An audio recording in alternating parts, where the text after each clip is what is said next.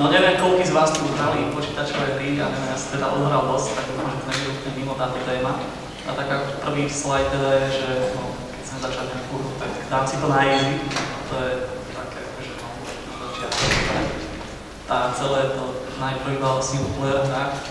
A čo je ako dobre hrať sa proti počítaču, to je ako pinkať si loptu o stenu, že? Druhý taký krok by bol možno, keď mi tá obťaž by nestačila, tak zapnúť si cheaty. Toto je prvé, čo som kedy videl, že wow, má sa to oči nesmrteľný, pravdu niesol, že tak sa mi to veľmi páčilo, ale nakoniec som myslel, že to je tak veľká nuda. Ďalší level je posunuté cheaty do multiplayer hry, čo môže byť občas sranda, herní, alebo tak, sme sa chvíľu na tom zabavili, ale môže to potom dojsť až do trošku horších situácií, ako napríklad z jedného videa, kde chlapíka pristihli pri cheatovaní. Toto je taká horšia fotka. A bola to jedna LAN party, kde veľa počítačov, všetci sa tam hrajú. A títo zistili, že cheater, tak normálne bodyguard ho doslova vyniesol, na ramenách vyhodil ho, za ním letel počítač, rozbil sa, ďalší letel monitor. A nie je to zrovna cesta, ako uspieť a ako prežiť. Ďalšia vecička už, čo sa nepovažuje za cheaty, teda aspoň nie na nejakých najpodstatnejších turnamentoch, je nejak si takto povylepšovať grafiku alebo aj nejaké iné zlepšováky. To si všetko človek rozmaže a potom brat za mnou príde, že prečo to takto hrám, či nie som neujetý, že to vyzerá, ako keby to bolo vybolané. Ale o čom to v skutočnosti je, tak to je, buď keď to je tímová hra proti ľuďom, o tom sa budeme baviť, tak je to hlavne dobrý tím a najmä veľa tréningu a naozaj strašne krvopotné hodiny, kedy sme sa na týždeň zavreli a dennodenne od rána do večera hrali tú istú hru. A aby ste ten teamplay potom, keď ste v tíme napríklad, mali dobre zohranú mapu, nech to je Warcraft, toto napríklad, nech to je mapa z CSK, z KK, čo sa hráva na súťažiach, tak treba mať tú mapu najlepšie miliónkrát, prípadne miliardukrát prejdenú, aby ste poznali každý ten strom, každý list. My sme mali túto CS-kové mapy, toto je jedna z nich, pomenovaná síce po anglicky, niektoré názvy sme mali rovnaké.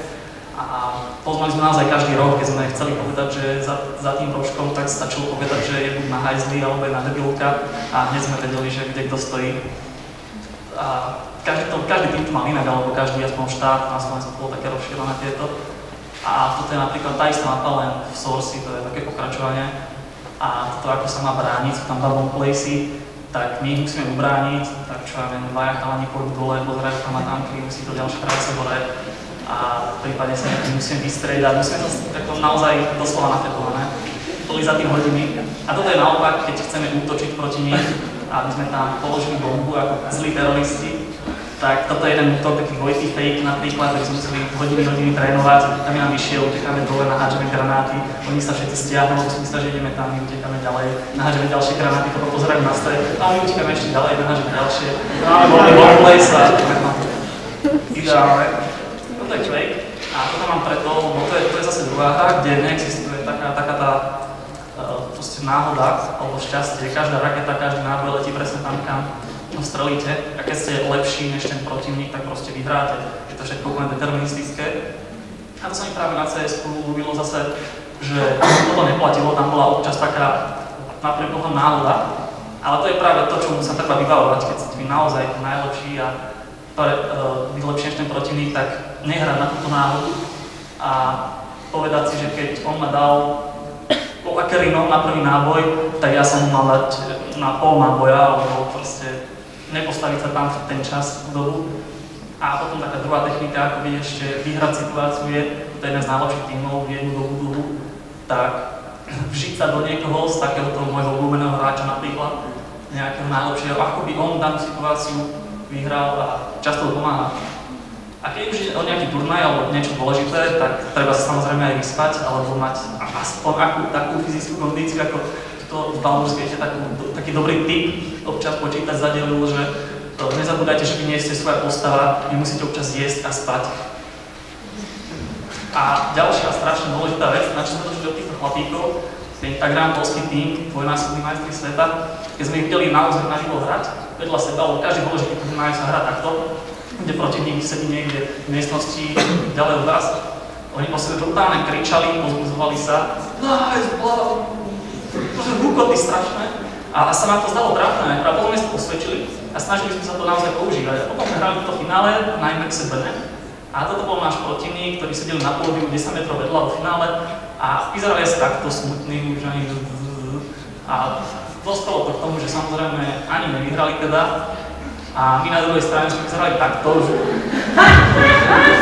robili sme strašnú show.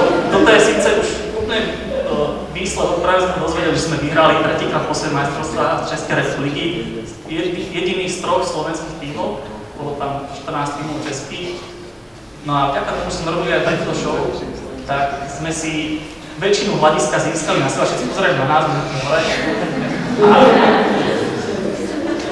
v Brne sami Česi väčšina a fandia Slovákov. Potešilo nás to a naozaj by to mohli použiť ako zbraň a veľmi to pomohlo. Tam ani boli sklamaní potom. A toto je hľadisko na finále majstrovstiev sveta. Tam bolo ešte viac ľudí teda a bola tam ešte väčšia atmosféra, aby sa dalo normálne s futbalovým zápasom porovnávať. A teraz získať si takýto dáv na svoju stranu tiež môže zásadne pomôcť.